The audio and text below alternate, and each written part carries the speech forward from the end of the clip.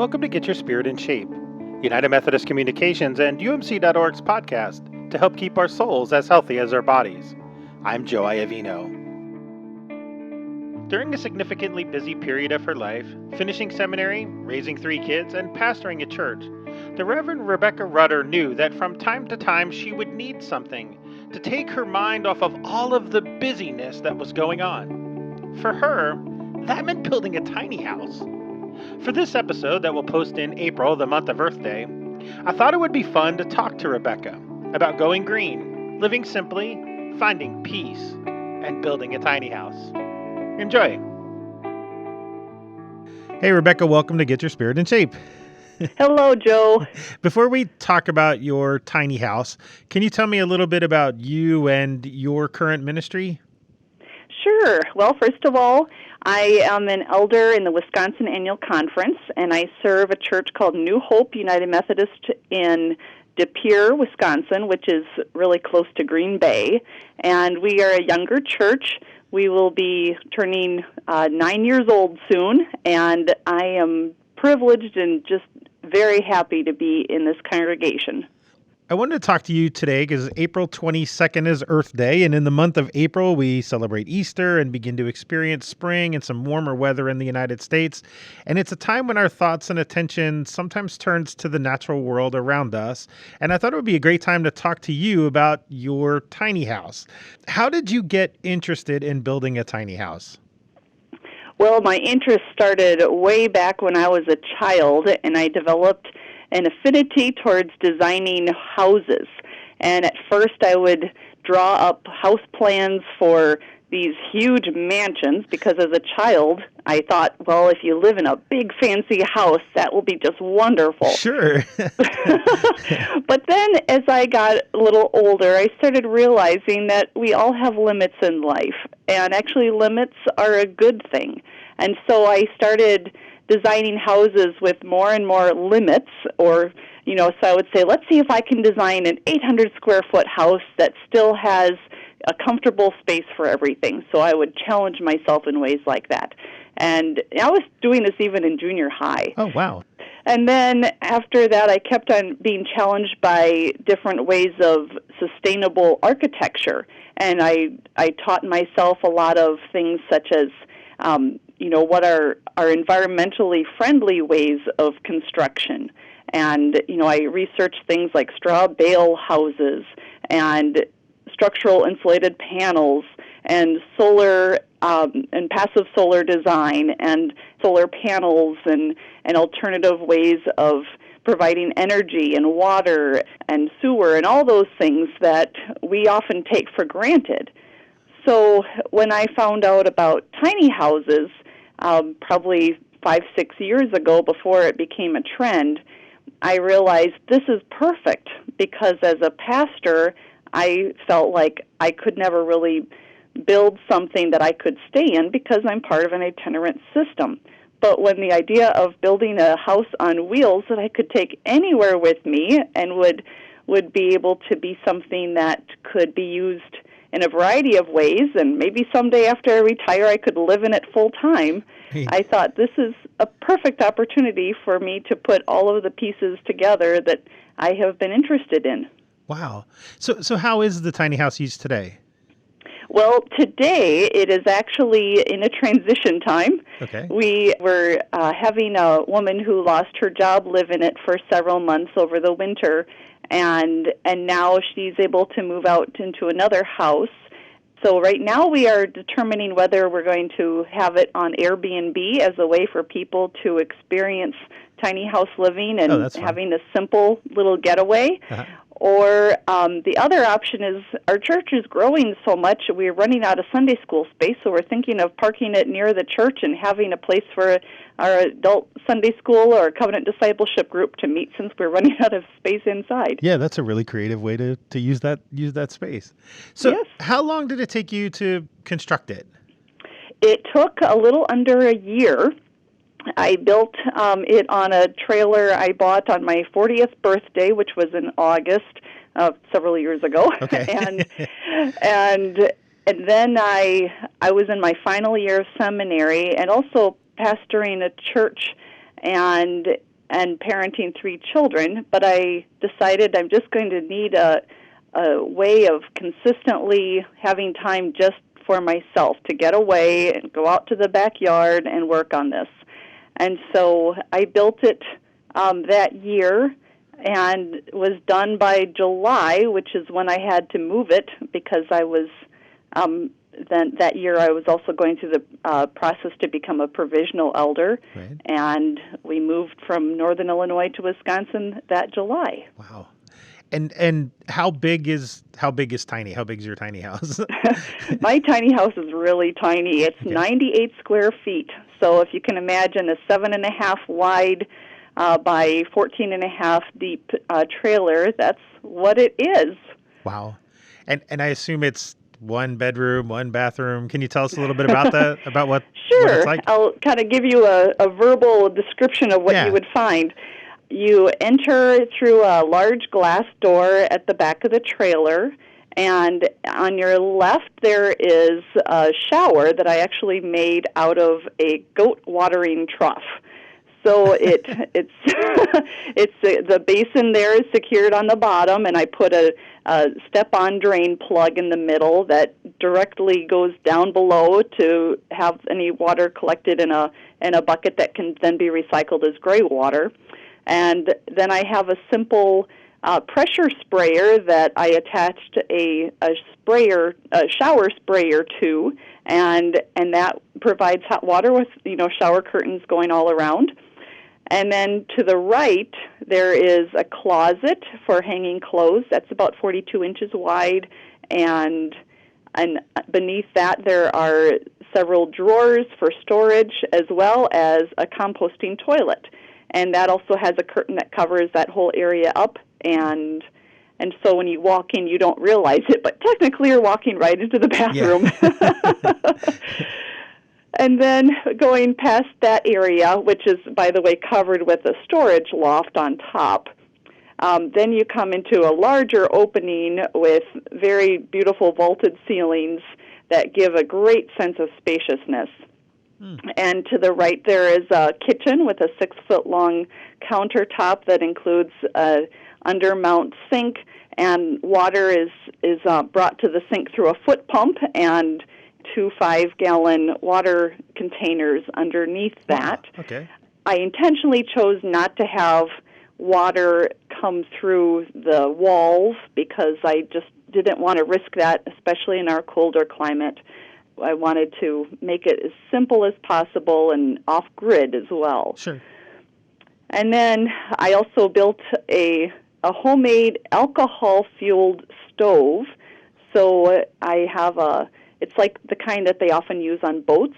And as I did my research, it was definitely the safest way of heating food and also relatively fast. So I literally use ISO heat, the yellow bottles of heat that you put in your car. That heats food really well. Oh, wow. Okay. So that's what I use for that built-in stove. I actually built the stove myself and designed it out of parts from the plumbing and heating departments at Menards. So it's a very unique stove. Wow, that's remarkable. Yeah, fascinating. Yep.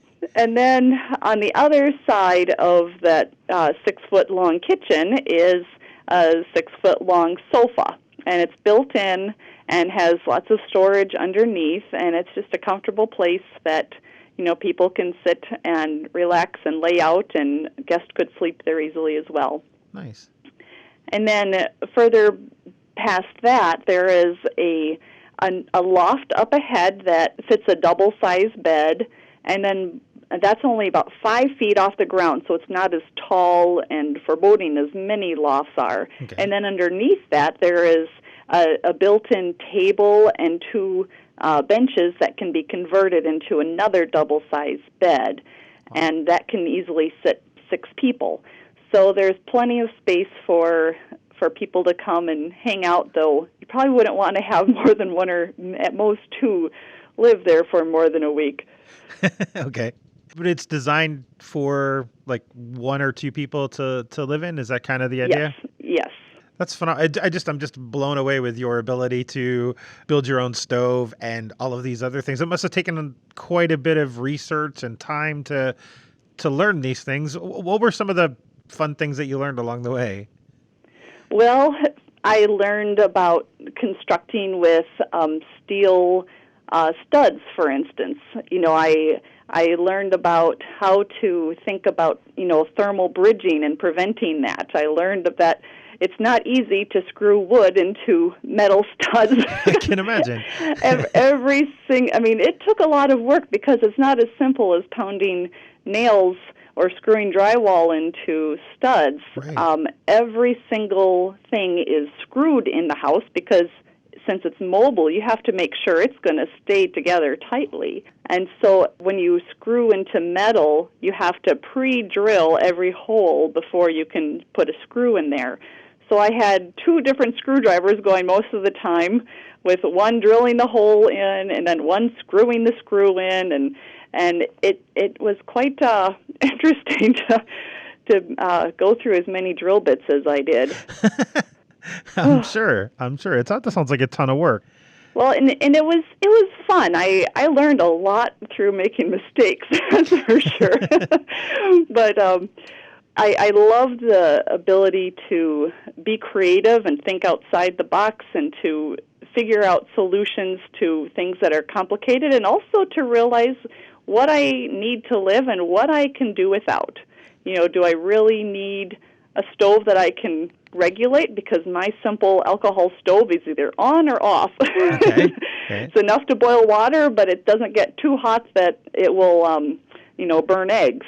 Right. So it would be nice, and if I could have spent another $200 or $300 to get a pre-made stove that you can regulate, and I don't have an engineering background to figure out how to safely do that myself, but I just realized as long as I can boil water and cook eggs, I'm good. Right. How is the house heated?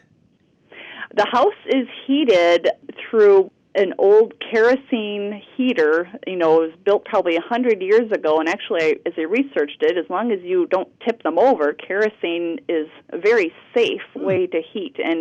But kerosene typically smells bad, and I don't like that as much. So what I found is that I can use lamp oil in it instead, and that lamp oil does not smell, and it's very clean, and it warms up very well. And this beautiful antique kerosene heater that I put in there also has a stovetop, so you can cook on that as well as a secondary cooking spot. Wow.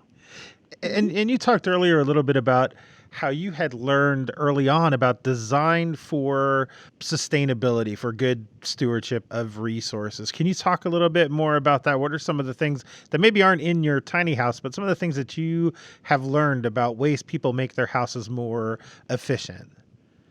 Well, for one thing, I think as when we look at the way that houses are too often designed, we have long hallways, we have a lot of wasted space, we have more, one thing for sure that I think would be a hard habit to break is we have so much dependency and use of water that, that is very unnecessary, though we have gotten very accustomed to how convenient it is to flush our toilets and take long hot showers. Sure. And there are ways that if you look at sustainable living, there is a spectrum of efforts that people can make to, for instance, use Greywater or have, a certain way of making sure that we don't keep phantom electricity and power-sucking devices going when we don't need to.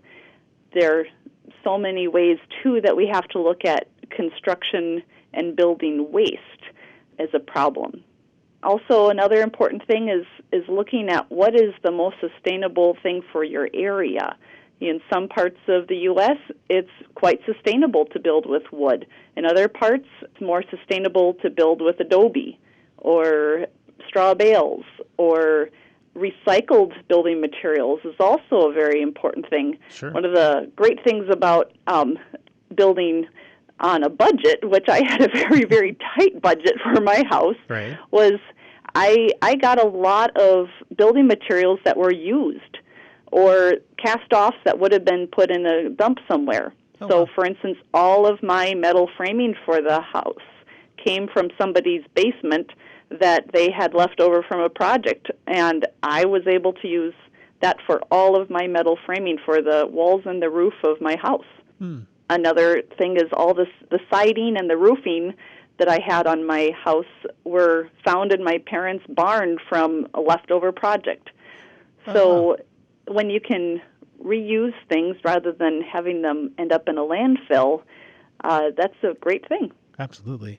So you've used the term Greywater a couple times. Can you tell me what you mean by that? Sure. Well, there are two different types of wastewater. One is called black water, and that would be something coming from your sewer. But gray water is water that you can reuse for watering plants or flushing the toilet or other things that are non-potable. So, for instance, if you are diligent about using biodegradable soaps and detergents, your washing machine water can be reused to water a garden or an orchard. And now, obviously, black water can't be used for that. Sure. But we waste so much gray water down our sewers that could be used in better ways to water our crops. Wow.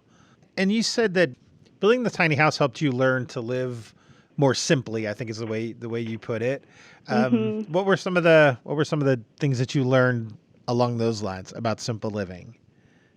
Well, for one thing, I think the two main things I learned from a spiritual standpoint through this experience were the disciplines of solitude and simplicity. First of all, the building process of the tiny house was something that I did get some help from friends and family and neighbors, but 95% of the time I was by myself. And as an extrovert, that was a challenge for me. And yet it was a good challenge because I had time as I, built and designed and was thinking through how to solve complex problems and angles and things like that. I also had more time to breathe emotionally and spiritually with God. There was something about how I could go out there and even if I just needed to sit down and be alone for a little bit, it was a great little time to understand what God was trying to say to me in that still, alone, solitude time and place. Yes. Yeah, I've talked to a couple of people. It's funny, in the podcast, we've talked to a couple of people who have found that when doing something that requires some solitude, they have found this connection to God in a really unique way. So you had a similar experience. I did, yes. Excellent. I'm sorry I interrupted you. Oh, no, the other thing with simplicity is there's so many trade-offs you make whenever you design or build something. You have to think, okay, what's the priority here? Do I want more space to have people sit down and sit around a table? Do I want more space in a kitchen? Do I want more space here or there? And so it really forces you to look closely at priorities, not just for that project, but just in life in general.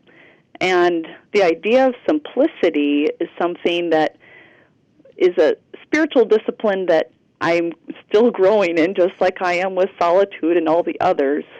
But I'm learning how to have that stillness in my life to recognize what I really need to thrive and to be available to what God is calling me to do and prioritize in life.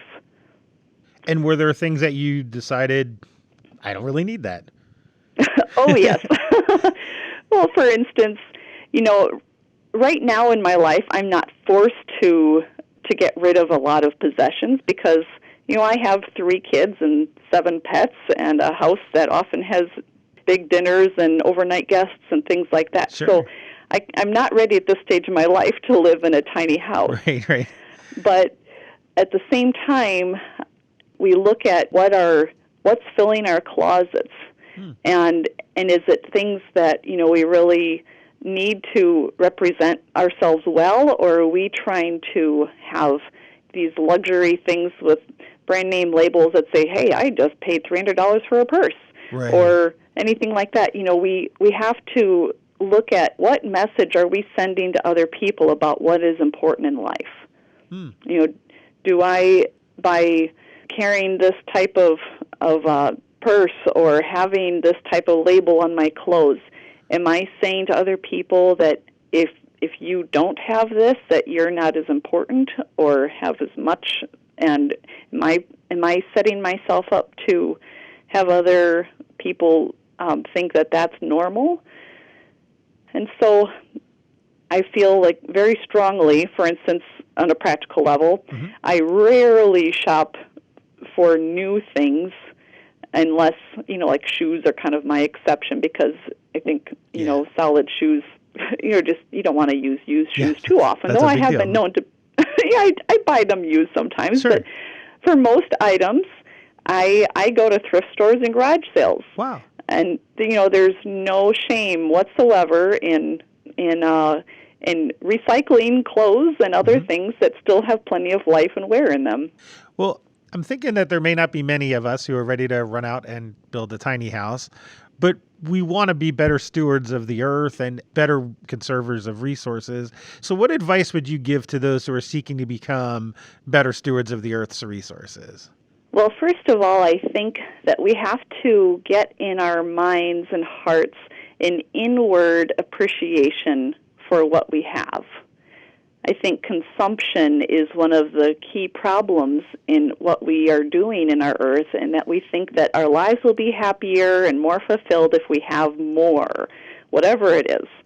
And so to first get our hearts right with God in recognizing that, our sufficiency and our joy and our contentment is found only in Christ.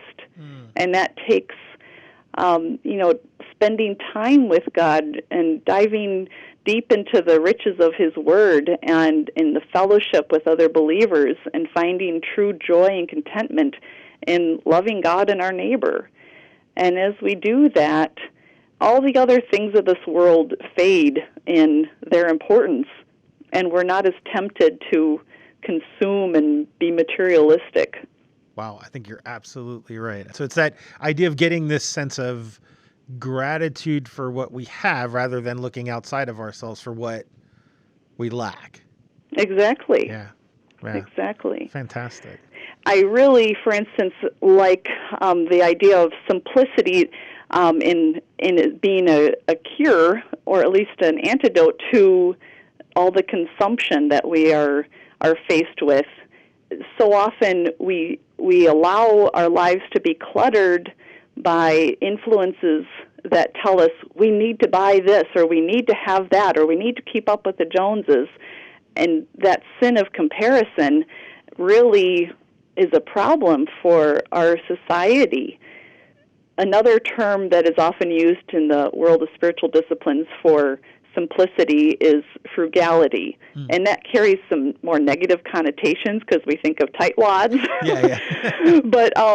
But I'm going to just read this definition of simplicity from the Renovari's Bible on spiritual formation. And it really doesn't talk much about the outward things, but it focuses on the first thing, which is the inward heart that we have. And it says, simplicity is the inward reality of single-hearted focus upon God and His kingdom, which results in an outward lifestyle of modesty, openness, and unpretentiousness, and which disciplines our hunger for status, glamour, and luxury. So I think really it's all about, are we purchasing things? Are we building things? Are we using things in a way that just is feeding us because we're hungry for God and we don't recognize it as a spiritual hunger, and so we're trying to feed it by having things that we really don't need and that really leave us feeling spiritually empty?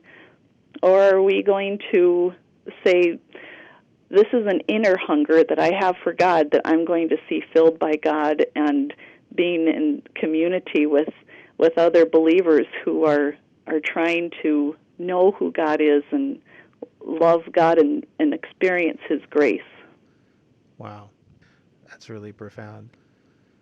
We like to ask the guests of Get Your Spirit in Shape a spiritual discipline that or some discipline that they use to get closer to God. Is there something that helps you feed that need for God in your lives that you would recommend to us?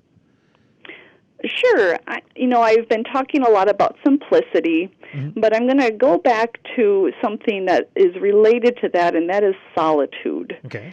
And I think what solitude does is it allows God to speak to us in a way that we can hear what God's priorities are for our lives and our world, and to come to the place where we can realign ourselves in that way. And I think so much follows from that. Christ gave so many wonderful examples of the need to be in solitude, whether he was going to the desert to pray or up to the mountain to pray. We have to discipline ourselves. As an example, I'm not very good at that all the time because I love people and I love being around people. Even if I'm not talking, I'm definitely not a life of the party type of person, but I love being around people. And yet I found myself that the only times I could really have that inner witness of the Spirit is when I went to the bathroom, because it was the only time that I'd be alone. Right. And so I realized, that's not helping my spiritual life.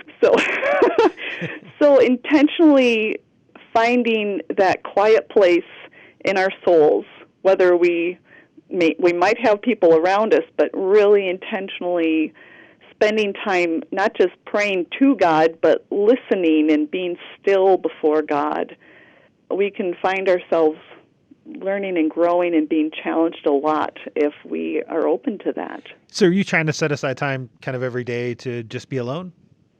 Yes.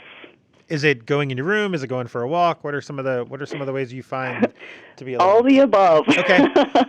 All the above. So oftentimes it's a time of day when the house is quiet, and I've got 30 minutes before the kids wake up, so I'm going to go sit and slowly read a passage of Scripture, and if I only get through a verse or two and find that God is working and reminding me of what I need to know through that, I just sit with that. Maybe it's going on a walk. It's a little too cold in Wisconsin to do that right now. Okay. But that's another thing I often do. Sometimes maybe if people live in a more urban environment, having some headphones as they commute back from their jobs that can still all of the noise and the hubbub out. Sure. and recenter ourselves. So I think each person can find different things at different times in their lives that will allow for that. But it's a very essential part of our health and growth as people and Christians. Yeah, and I think a lot of times we try and fill every moment. And finding that time to just stop and allow God to speak to us, I think, is vitally important. Well, I've really enjoyed this conversation. It's fun to learn about your tiny house and the things that you have learned from it and the ways in which God's speaking to you. Thanks, Rebecca. Thanks for being with us today. Thank you, Joe. That was the Reverend Rebecca Rutter, a United Methodist pastor in Wisconsin, talking about lessons she learned through building a tiny house. Since our conversation, I've been thinking quite a bit about simplicity and solitude. If you have thoughts, go to umc.org/podcasts and find the page for this episode called Peace, Simplicity, and a Tiny House. There you will find many more resources about all we talked about, and my email address where you can write me your experiences with going green, living simply, finding alone time, or whatever else you want to share. While you're there, subscribe to Get Your Spirit in Shape with iTunes, Google Play, or Stitcher, so new episodes will automatically download to your device as soon as they are available. Like next month's episode, where I will be talking to a United Methodist mom, pastor, and author of a new book called Stepping on Cheerios, Finding God in the Chaos and Clutter of Life. Well, thanks for listening and subscribing to Get Your Spirit in Shape. I'm Joe Iovino. Peace.